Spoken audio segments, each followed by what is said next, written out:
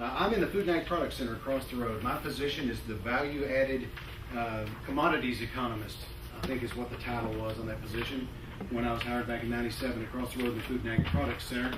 So I'm the ag economist working with all these engineers and food scientists in that center, but I'm also a faculty member in this department. And I work mainly in the area of food, fiber, biofuels processing. I tell people I deal with agriculture from the point it leaves the farm or ranch to the point it hits the plate, gas tank, or the clothes on your back.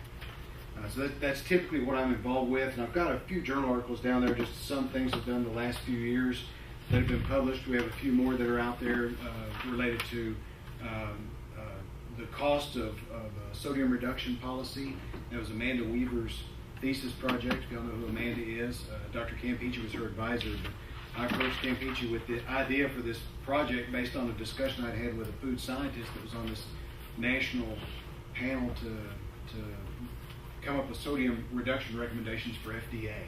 So we get ideas like that just kind of come up, and well, let's turn that into something. Looking at the geographic impacts of changes in agriculture, if we all started following the dietary guidelines that the federal government came out with in 2010, what would that do to agriculture and food processing? So that's something else we have that's out there in the works right now. I also do a lot of work, as I said, I'd like to look at value-added processing. Now that also means you look at the market, because if all your grad years of economics teach you anything, it should teach you this. In economics, there's supply and there's demand. Without demand, supply is irrelevant. So we do focus on demand, but we also look at every step that goes into putting the food product from the farm or ranch to the table.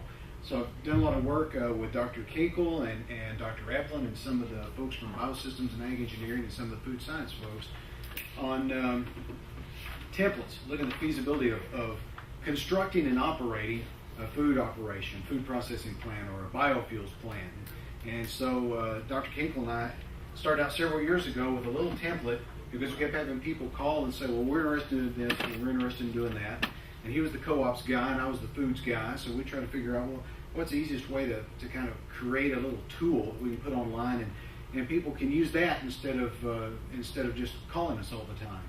And that spun off into about a dozen or so feasibility templates. So even though we've got some journal articles and they get hits, most of the impacts I get, or hits that I get on work that I've done from coast to coast, come from things like a cellulosic ethanol template, or from a small multi-species meat processing plant template that we did 2 years ago, and a medium-sized beef packing plant, or a winery template. So those kind of things that help people determine, can I make an economically feasible, viable business from this concept I have floating around in my head? That's the kind of thing I usually end up working with people on. My appointment, it says on the paper, is 60-30-10, research, extension, teaching. That's not exactly right. Every year is a different year. It's just kind of a crapshoot what numbers you end up with in those boxes. 1 year, actually, Joe Schatzer was interim department head, and he transposed my research and extension. So at the end of the year, if people weren't wanting to do more extension work, so it's supposed to be 60% extension that year. I have a little more teaching than the 10%, a little less research than the 60 this year. I team teach the advanced agribusiness management class, the senior class with Dr. Tilley, 4423. We created a grad version of that class, 5423, for students that might be interested in having credit. And we hook them up with real products, real businesses, either from the New Product Development Center or the Food and Ag Product Center. And so the projects for the semester are the students working with companies. Basically, you are a quote consultant for a company to take a look at the commercialization of and the development of a business plan for a new product idea or the implementation of a new technology. What's the economic impacts on the business? What's the market potential for the product?